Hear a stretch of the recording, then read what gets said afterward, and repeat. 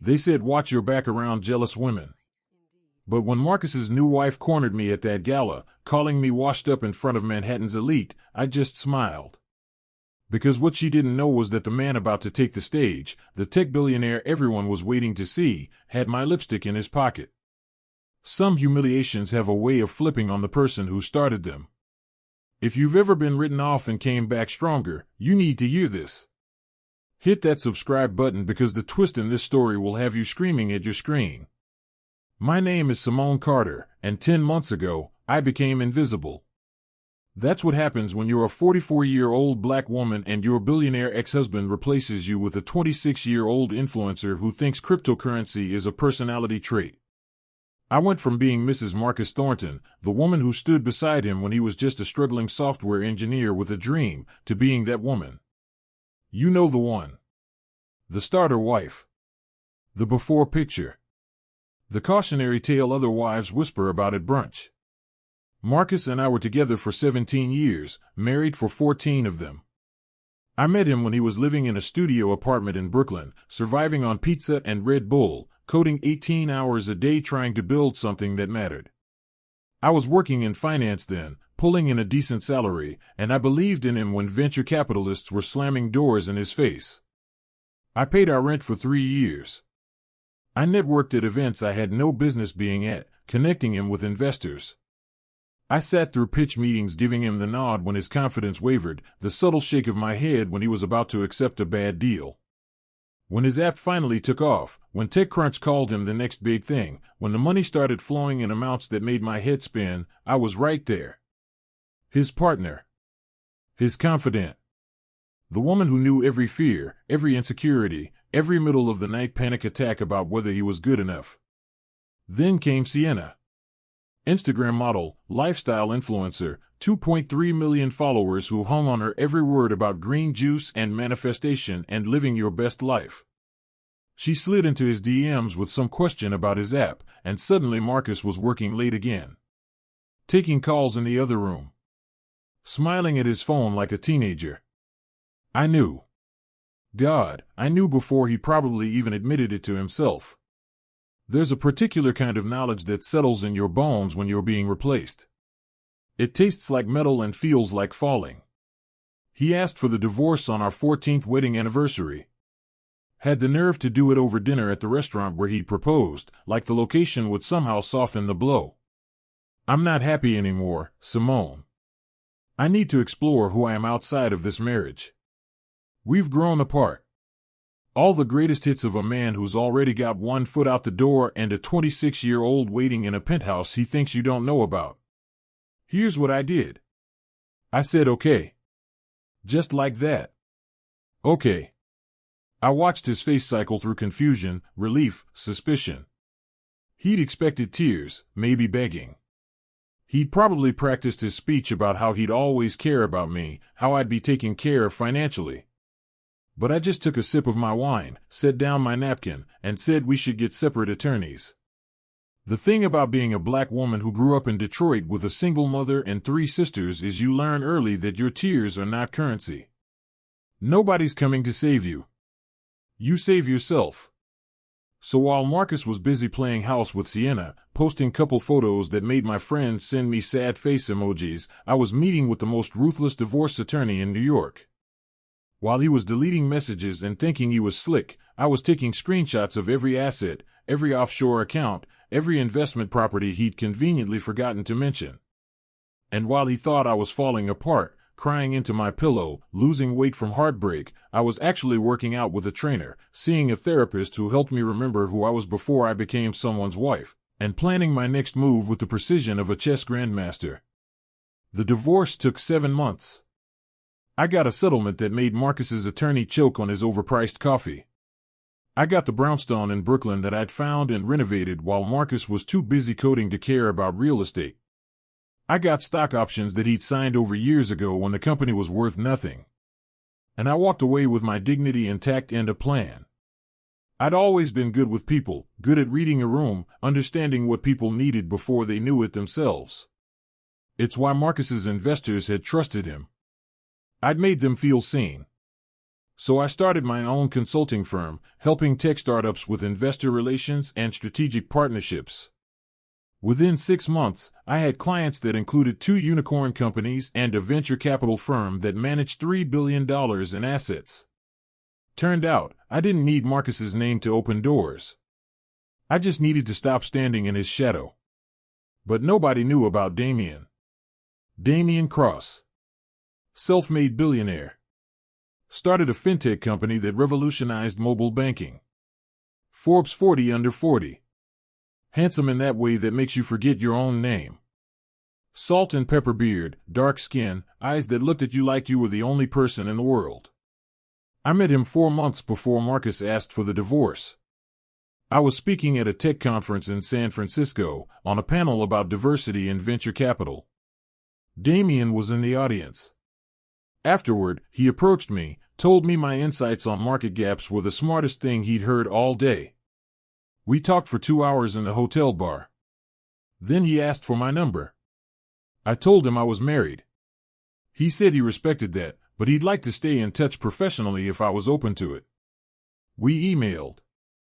Then we texted. Then we started having calls that lasted until 2 a.m., talking about everything from economic policy to the best way to make jerk chicken. He never pushed.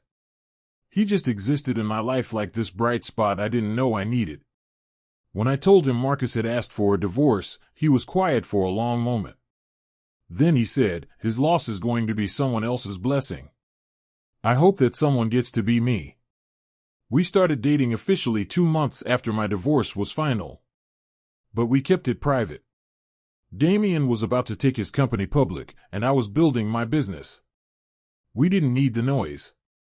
Plus, there was something delicious about having this beautiful secret, this relationship that was just ours, no social media, no public appearances, just us. Until the invitation came. Heavy cardstock. Embossed lettering. Marcus Thornton and Sienna Blake request the pleasure of your company at the annual Tech Innovation Gala. I stared at it for a solid 5 minutes. The Tech Innovation Gala. The event I'd helped Marcus create 6 years ago to give back to the community, to fund scholarships for kids who looked like us and couldn't afford coding boot camps. And now he was hosting it with her, like I'd never existed. My best friend Kennedy thought I'd lost my entire mind when I told her I was going. Simone, why would you do that to yourself? You're thriving. You don't need to watch him play happy family with his Instagram girlfriend. But she didn't know about Damien. And she definitely didn't know that Damien was the keynote speaker. I chose a black gown. Simple, elegant, cut to perfection. I got my locks styled in an updo that showed off my shoulders, my collarbone, the confidence I'd earned through surviving. When I walked into that ballroom, I felt the shift immediately. The whispers. The stares. The way conversations died mid-sentence. Everyone knew who I was. Everyone knew what had happened. And everyone was watching to see if I'd break. I saw Marcus first. Custom Tom Ford tuxedo, looking every bit the billionaire he'd become. And wrapped around him like expensive jewelry was Sienna. She wore gold. Head-to-toe gold sequins, a dress so tight I wondered if she could breathe. Her hair extensions fell in perfect waves down her back. She looked like money, but the kind you spend to impress people you don't like. I got champagne and started working the room. I knew these people. I'd cultivated these relationships. And I wasn't about to hide in a corner because Marcus had traded me in. I talked with the Chens about their new funding round. I congratulated Priya Desai on her company's acquisition. I laughed with the Rodriguezes about their disastrous attempt at paddleboarding. I was warm. Present. Myself. That's when she came over. Sienna click-clacked across the marble floor in heels that could double as weapons, smile plastered on like a politician at a fundraiser. Oh my God, Simone. Wow. I'm so glad you came. Her voice had that fake sweetness that sounds like sugar but tastes like poison. I'm Sienna. Marcus's wife. But obviously you know that. She said wife the way you'd say winner, making sure everyone in earshot understood the scoreboard. Congratulations, I said smoothly. Thank you. It's been such a journey. Marcus is he's everything, you know? He's been telling me all about the foundation, about how it started. You were such a big part of the early days. That must be so special for you, like being part of history. She laughed, high and sharp. It's sweet that you came to support him even after everything. That takes real maturity. I don't know if I could watch my ex move on so successfully. But you're handling it really well. You look great, by the way. Is that dress vintage? I love how you vintage girlies just own it. Marcus always says I look best in new designers, but there's something brave about not chasing trends. Every word was a scalpel wrapped in a smile. I recognized the game. I'd seen women play it in boardrooms, at investor meetings, at every place where insecure people tried to build themselves up by tearing others down. The difference was I'd learned a long time ago not to play. It's custom, actually. From a designer in Paris who creates pieces for women who know exactly who they are. The reed sailed right over her head, but I saw Priya Desai hide a smile behind her wine glass. Marcus appeared then, looking uncomfortable in a way that almost made me feel bad for him. Almost. Simone. Thank you for coming. I wasn't sure you would. Why wouldn't I? I helped build this foundation. These relationships are mine too. Sienna grabbed his arm like she was preventing him from floating away. Isn't he amazing? The way he gives back, the way he built this empire from scratch. He's so inspiring. From scratch. I let those words sit in the air. Marcus's jaw clenched. He knew. He knew exactly how much of his empire was built on my unpaid labor, my connections, my belief in him when no one else did. But he wasn't going to correct his child bride in front of a room full of people. As the night went on, Sienna got bolder. During cocktail hour, she positioned herself near me while talking to a group of investors, her voice just loud enough. Marcus and I are just so blessed. We just closed on a house in the Hamptons. 8 bedrooms, right on the water. And we're looking at a place in Aspen for ski season. Life is so abundant when you're with your soulmate, you know? She glanced at me to make sure I'd heard. I had. So had everyone else. Later, she cornered me while I was talking with David Park, who ran a $500 million venture fund. Simone, I've been meaning to ask, what are you up to these days? Marcus mentioned you were starting over with something small. If you ever need connections, like if you need introductions for freelance work or consulting gigs, I'd be happy to help. I know how hard it is to rebuild. David's eyebrows shot up. The condescension was so thick you could bottle it. That's kind of you, I said evenly. But my consulting firm is doing quite well. Actually, David, isn't your fund one of my clients? Yes, David said quickly. Simone's firm handles all our portfolio company introductions. She's the best in the business. Sienna's smile flickered like a candle in wind. Oh, that's cute. Consulting. Like giving advice and stuff. That must be fulfilling. I didn't respond. Sometimes silence is the sharpest blade you can wield. The worst moment came during Marcus's speech. He stood at the podium talking about innovation, about giving back, about the scholarships he'd funded. He thanked sponsors. He thanked board members. Then he turned and gestured to Sienna like she was a prize he'd won. And of course, I have to thank my beautiful wife Sienna for her love and support. She inspires me every day to be better, to dream bigger. I'm so grateful to have her by my side. Sienna literally blew kisses to the crowd. People applauded because that's what you do, but I saw the discomfort on faces around me. Everyone in this room knew the truth. They knew who'd actually been Marcus's partner when this foundation was just an idea scribbled on a napkin. After the speech, I felt a presence beside me. Sienna. You know what I admire about you, Simone? How you just accepted it. Like, you could have fought, made it messy, but you just let him go. That's real strength. Or maybe you just knew you couldn't compete. She tilted her head, mock sympathy dripping from every word.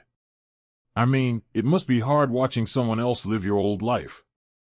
But honestly, maybe it's better this way. You get to find yourself or whatever. And Marcus gets to be with someone who actually fulfills him. The room had gone quiet. People nearby had stopped their conversations.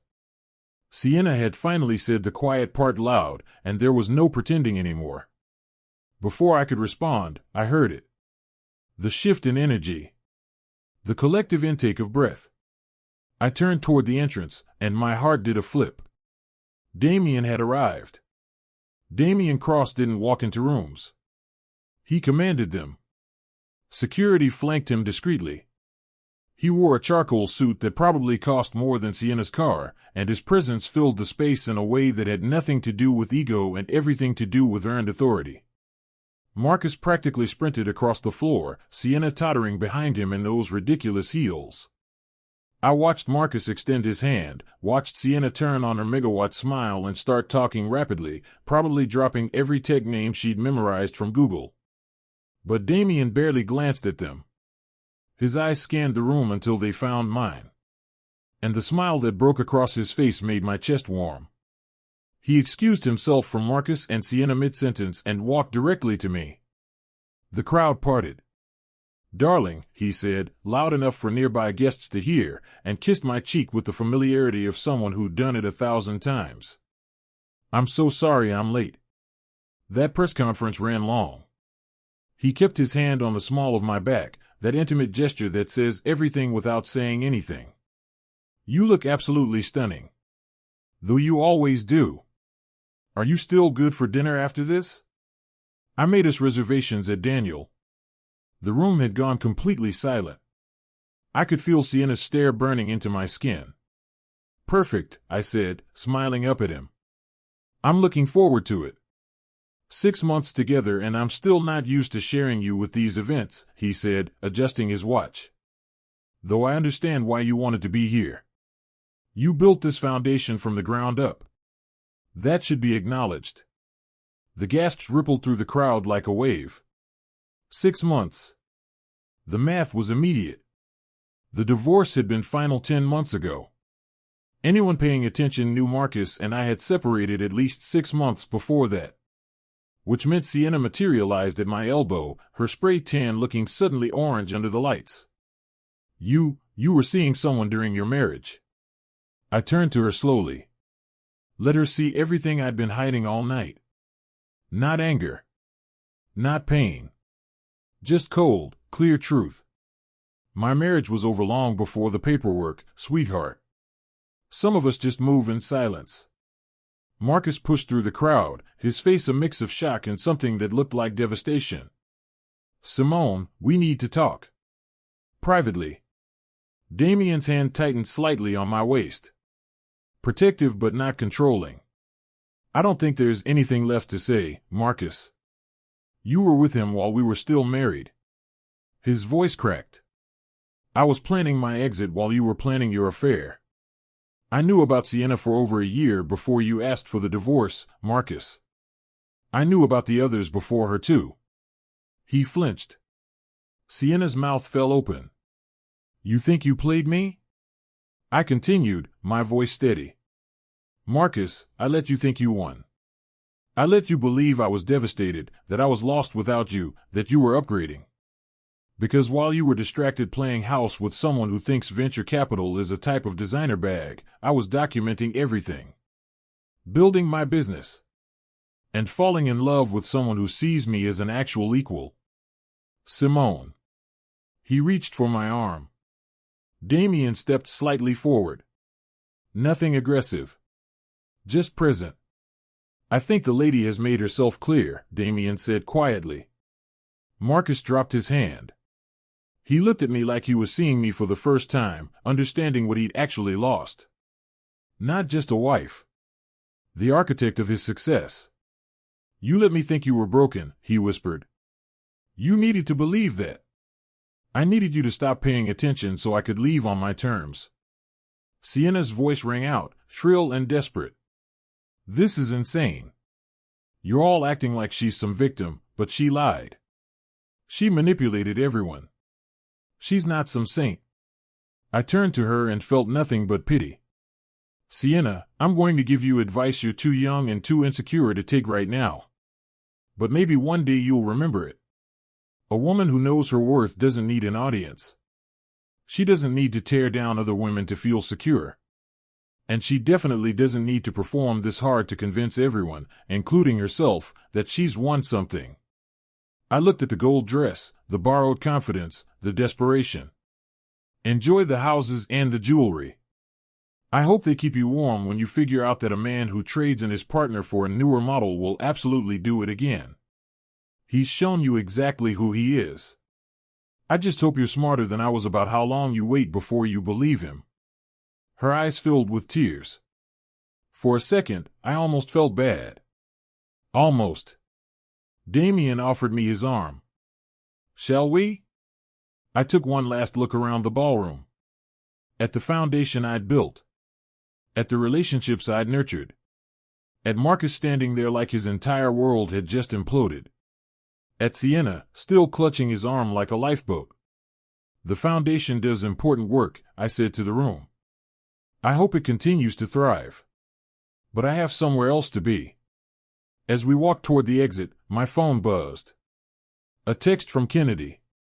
Girl. Someone just sent me a video from the gala. Call me right now. I smiled and slipped my phone back into my clutch. Let them talk. Let them rewrite every assumption they'd made. In the car, Damien took my hand. You okay? Better than okay, I said honestly. I needed that closure. You handled that with more grace than most people could manage. I've had practice. Besides, the best revenge isn't making a scene. It's building a life so good you forget to care about theirs. He kissed my hand. Wise woman. Tired woman. Can we skip Daniel and just order Thai food and watch something ridiculous on your couch? That, he said, sounds perfect. As we drove through Manhattan, I caught my reflection in the window. I looked different. Lighter. Free. For 17 years, I'd made myself smaller so Marcus could feel bigger. I'd swallowed my ambition so his could take center stage. I'd been the behind-the-scenes partner while he took every bow. And for what? So he could replace me the second something shinier caught his attention? But here's what Marcus didn't understand. What Sienna couldn't grasp. You can't humiliate someone who refuses to feel shame. You can't break someone who's already rebuilt herself stronger. And you can't win a game when the other person stopped playing months ago. I didn't need to expose Marcus. I didn't need to drag him on social media or tell everyone what a fraud he was. Time would do that work for me. It always does. All I needed to do was live well, love well, and build something that was mine. And that's exactly what I did. Never let anyone else write your story. I knew my worth even when the world tried to convince me I'd lost everything. If this story reminded you that strategy beats drama every single time, smash that like button and hit subscribe for more stories about women who refuse to stay down. Drop a comment and tell me, would you have stayed silent like I did or confronted them immediately? Because sometimes the most powerful move you can make is letting your success do all the talking. See you in the next one.